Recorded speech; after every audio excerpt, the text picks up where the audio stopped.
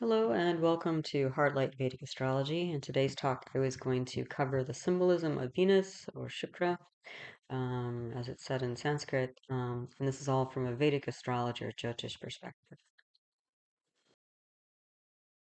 A note beforehand, the information presented here is for educational purpose only and should not be considered medical, financial, professional, or life advice of any kind. If you are in need, please contact an appropriate professional for support. Also here, all of my Jyotish Vedic astrology teaching videos are in my concepts playlist. So if you're interested in learning more about different concepts and in this field, you can check that out. This video is kind of a series where I've gone through the symbolism of, or I'm going through the symbolism of all the different planets or grahas. And so all of those videos you can see in my planets grahas playlist. As we go through, if you see a double asterisk anywhere in the slides, you'll know that that means that there's a teaching video on that concept. So, for example, debilitation, planetary debilitation, just an example. The other thing is that the way that I've designed this talk is that I have all these different photographs embedded in them, and I've embedded those photos because they each represent Venus in a different way. So as you go through, you might ask yourself, why did she put this photo in here? How does this represent Venus? Okay. And by doing this, and rather than sort of listening and passively gaining information, which, especially if you're an auditory reader or learner, that'll be enough. But to be more kind of proactive in your learning, you might do that. And that'll help build your intuition as far as like the symbolism of the planets and also develop your relationship with the planet itself. Because again, as astrologers, we actually see these planets as entities, as beings, and so we want to create a good relationship so that they'll talk to us, right? And share their secrets, share their insights with us. So, just a few tips. So Venus, Shukra, as it's known in Sanskrit, the day of Venus is Friday.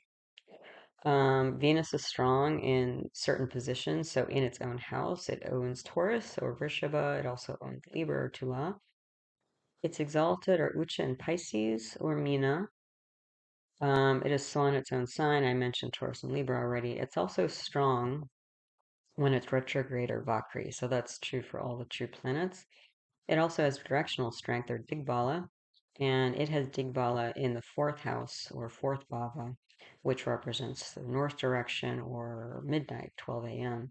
And that makes sense because Venus is a pretty bright planet, and so it really shines in the middle of the night, almost like the moon. So weakness positions for Venus, it's debilitated or Nicca in Virgo or Kanya. It's weak when it's Combust or Asta. It's weak when it's a planetary war loser. Planetary war is Graha in Sanskrit.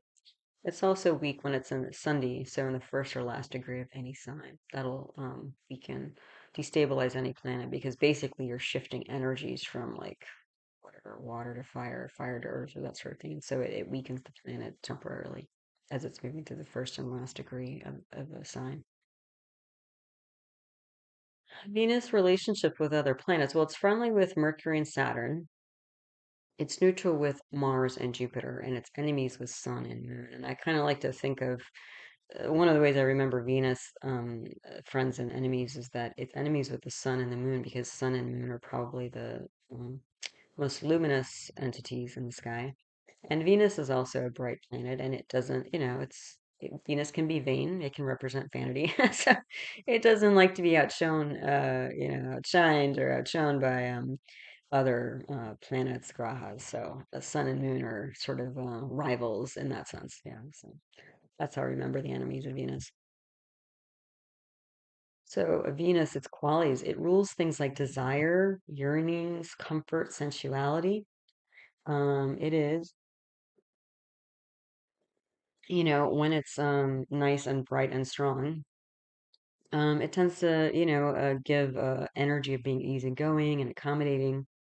It also represents water, so it's an emotional, excuse me, planet or graha. From a Ayurvedic point of view, it represents Vata Kapha.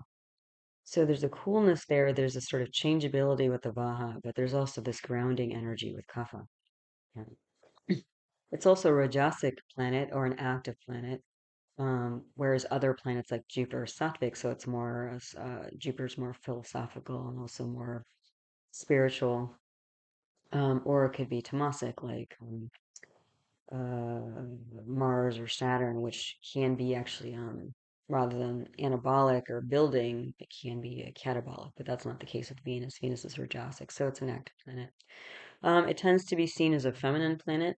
So if we're, assessing children, for example, in somebody's chart, that might indicate, that somebody might have a female child when we're looking at the different things that we assess for children. It's also a natural benefic.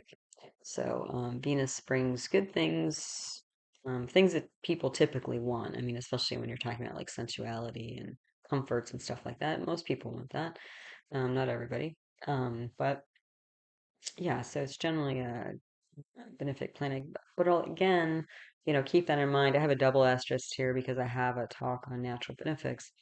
It may be that in somebody's chart, Venus is a temporal malefic, or it's a Chidra Graha, or it's in a negative house, things like that, that might bring, or it might be associated with negative planets, malefic planets. So, don't always assume when you see Venus, it's like, oh yeah, everything's bright and shiny. There's probably some good things coming from it, but again, you have to look at the deeper levels of somebody's chart to understand what it's fully doing. Yeah. So personification. So who is Venus? If Venus was walking down the street or you met Venus in a cafe, like what would their vibe be, right? What kind of, if we humanize them, if we anthropomorphize them, what would they be like? Well, they would be a worldly advisor, they're fairly practical, and this is in contrast to the spiritual advisor, Jupiter. Venus represents a spouse or loved ones. It represents peers and proper people, so, well-standing people in society. Venus can be shrewd. It can be quite street smart, because again, it's the worldly advisor. Venus is typically involved in aesthetics, so making things look good, feel good, taste good, that sort of thing. So the arts in general, music, dance, theater, acting. There's a certain courtesy, there's and charm and elegance, well-manneredness about Venus that brings those things. So when somebody has a massively strong and well-placed Venus, these are the sorts of qualities that person will exude. You can also, I also kind of, that's when I was putting this talk together, that's the words that came to mind, or the phrase that came to mind is the hostess with the mostess. So somebody who's like, very stereotypically like putting together parties and is a charming host and makes everybody feel welcome and is chatting people up and making sure everybody's fed and has is topped off with their drinks and all this sort of thing. That's all Venus. So so also Venus represents luxurious energy, so the luxuries of life, the finer things of life. It's peaceful. Venus isn't looking to pick a fight, unless maybe it's involved with Mars. So that's more Mars energy. But sometimes it can be peace at all costs. If maybe Mars is not strong in somebody's chart, but Venus is, it may be that Venus is like adverse to confrontation, sort of thing, to their detriment because it's sort of peace in the moment, but maybe long term it doesn't create peace for them. They're typically diplomatic and they come, if we're looking at castes, like again, classical castes in terms of their mindset, not necessarily like a hierarchy of, which groups of people are better or worse than others, because that's more of a modern interpretation of classical caste, you know, um, description. But just as sort of a mental outlook is that they tend to be part of the Brahmin class or the philosophical kind of educated class of people. Like they're interested in higher learning and because again, they're interested in like peace and balance and elegance and so they're going to be interested in like the sort of finer things for the mind as well, rather than like Mars tends to be much more practical. So their persuasion method is that through good counsel. So again, that counseling advising piece comes in here. When Venus is related to a person, they tend to be of average height. Clothes that they wear, they'll be strong, durable, so they'll last a while, and they're also decorated. So again, there's these, extra hobs and knobs and like that. It's not just going to be like the plain basic, white shirt, that's going to be very practical, but with no sort of design elements. Yeah. Um, and when Venus is related to partners, it typically indicates a suitable partner for the person we're evaluating.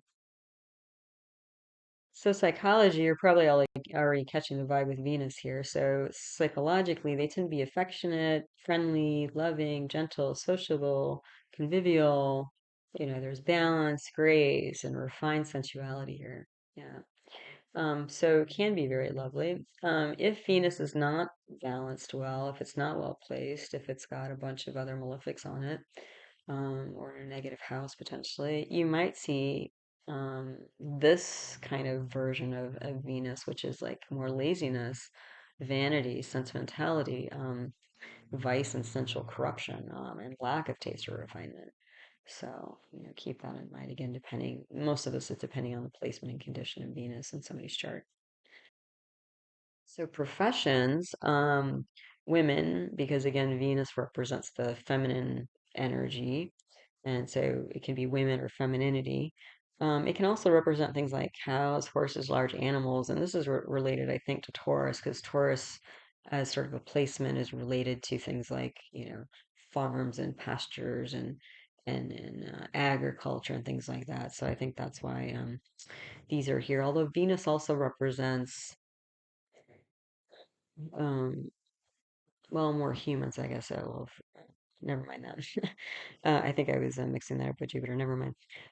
But creativity, arts, things like fashion, adornments, silver, gems, jewelry, fashion, finery, ornaments, like all these, again, finer things in like music, dance, actors, entertainers, poetry. And then a little bit more broadly, culture, hospitality, restaurants, delicacies. Because again, there's this like accommodating nature. It's like they want to have a good time and they want other people to have a good time too. The sort of nice, sweet, aspect or qualities of Venus. So delicacies, confectioners, resorts, relaxation, things related to aesthetics, decorators, beauty, cosmetics, perfumes, florists, also exotic products, luxury, harmony, love, romance, sex, sensuality. You're getting the vibe here. Things were, professions related to marriage, professions related to mundane advice more than spiritual advice, like Jupiter might be, worldly counseling, also transportation, because Venus represents vehicles.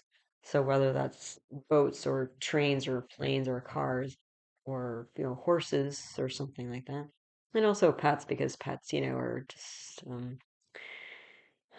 they're a sweet addition, right, to life, to have a little companion there by your side. So that's all Venus in terms of professions. So Melody, so if we're looking at, medical things related to Venus, well, as you probably can guess, Venus is related to internal and external sex organs, and also all the, um, things related to that. So eggs, ovum, sperm, glands, hormones. It can also be STDs, especially if Venus is in a negative house or related to something like Mars, because Mars can indicate infection, or also Rahu and Ketu are more viral infections and kind of unknown or hidden infections or diseases, that sort of thing. So OB-GYN type stuff is Venus, urology, because the urethra opening is very close to the sexual organs, so sometimes there can be overlap there in terms of maladies.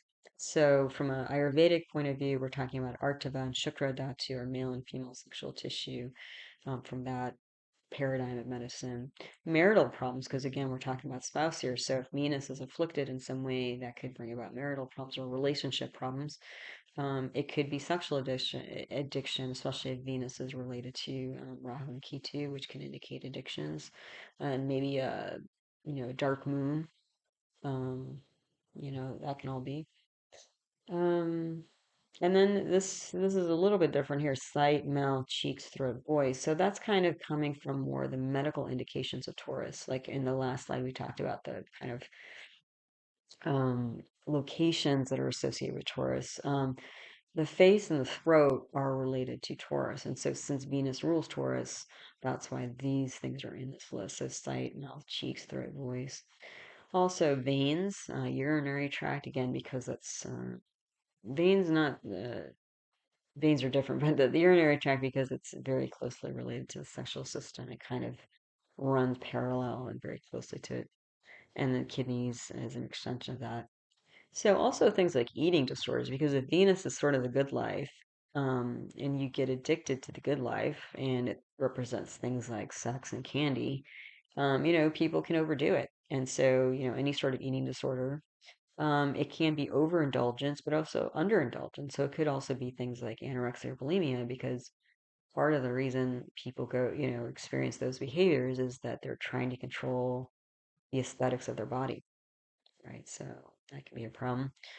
Things like diabetes, cholesterol, gout. So those are all diseases that can come about when the diet's too heavy with sugar or saturated fat, or um, um, I believe it's purines with gout. Um, so things like being overweight, and general sort of balance in life, because again, Venus represents balance, equilibrium, harmony. So general life balance, like the life work balance, proper lifestyle, um, as I mentioned, over and under indulgence of pleasures, and also perversions as well. So again, this sort of what gives pleasure. So sometimes people, unfortunately get pleasure from what other people would see as negative things, you know. So, again, if Venus is afflicted, that might be a problem. So, what about places? So, as an extension of the things we've talked about so far, so places of amusement or pleasure, theaters, restaurants, bedrooms, brothels, places of beauty, art galleries, beauty salons. You get the picture, pretty sure.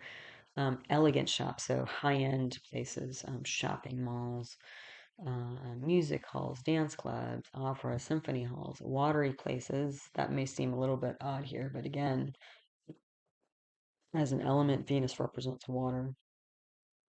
So all the watery places, but also watery things like emotions. Field, meadow, farm, garden. So again, that's getting back at Taurus, town and marketplace. That's getting back at Libra. Venus also rules because Libra in the Vedic system.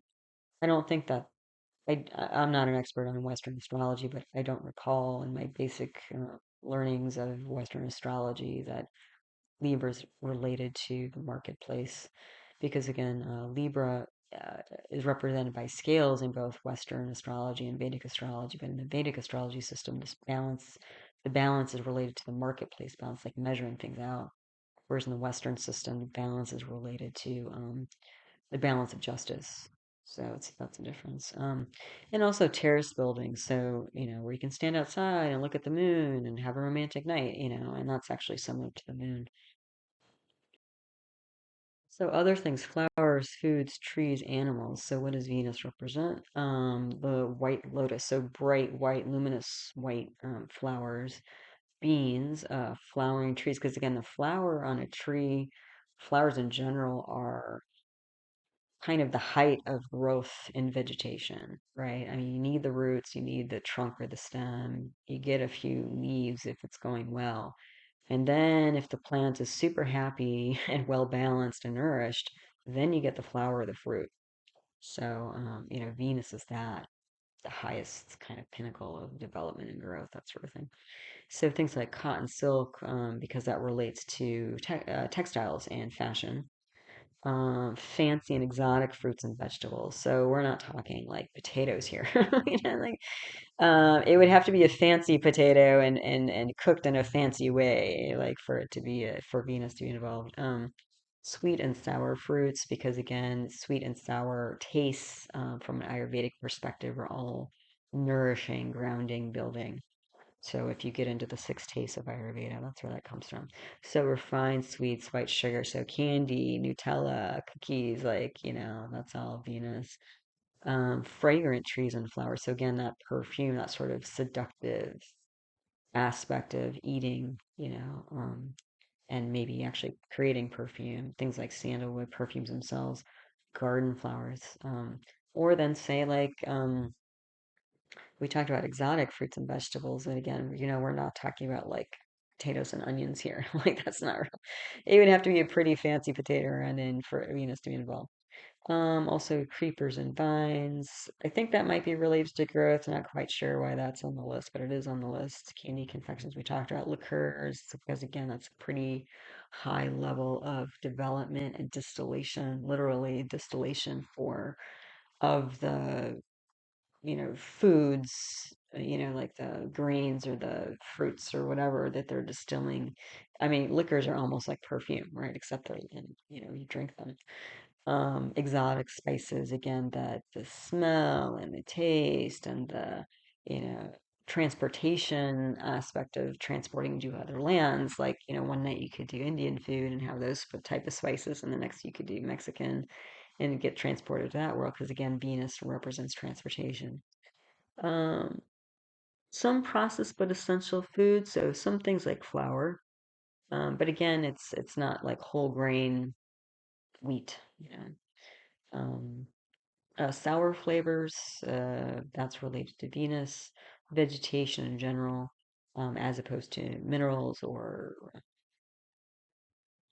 animals generally, although we talked about like farm animals and stuff like that, because that's very specific, but also humans. So whenever you see Jupiter or Venus, especially for people, like if they have Jupiter or Venus related to their work, it's typically work that's related to humans. Not always, but a lot of times I know. So time, distance, direction for Venus. So maturation, things related to Venus mature in about 25 years. The personification. So Venus is the teenager of 16 years, when like the sexual hormones start, really being active. And there's an awareness on that level. Duration, 15 to 22 years. So not long. Even though we talked about durable clothing, Venus is all about like experimenting and growing and things like that. So there's always going to be like some sense of newness or growth or development. Although not super fast, maybe like the moon. The season is Vasant, which is spring time, 20th of March to 19th of May. The length is 16 yojanas, which translates to about 64 to 128 miles. So, a good distance. Um, not too short, not too long. And the direction related to Venus is the southeast corner. Shape, color, gemstone. So, I do mention gemstones because that's part of classical Vedic astrology, but I always say it with caution because my instructors of Vedic astrology generally suggested not to work with gemstones, because you can not only potentially ameliorate the negative effects of planets, which is what people want, but you can actually increase the negative effects as well. So if you do, I present this very basic info here. If you are interested in going down that road, make sure you find someone who knows really what they're doing with the gemstones. Like they have to be, cut on a certain day in a certain way at a certain size for a certain finger. If it's like a ring, mantras need to be chanted. It needs to be worn on, for the first time on a certain day. So all these sorts of things are important. I don't have all the details, but again, if you work with gemstones, find somebody who does indeed know those details. So the shape that's related to Venus is an octagon. Colors. Typically, Venus is seen as like white and variegated colors, so mixed colors and stuff like that. But the moon is also white. So I've also seen for Venus that lavender, like light purple or light blue, is also used, because white is only associated with the moon. So if Venus is sort of a secondary white, those two pastel colors are also used. The metal silver is associated with Venus, diamond. Um, yeah, and so, that might be also traditionally why a lot of wedding rings and wedding jewelry uses diamonds, because of all the things Venus represents. And as sort of a alternative to diamond, white sapphire is used for Venus. So that is Venus. I hope you found this helpful, useful, interesting. As always, I appreciate your time and listening to my talks. Again, all the teaching videos are in the concepts playlist if you're interested in learning more about Jyotish Vedic Astrology. Otherwise, until the next one, take care. Namaste.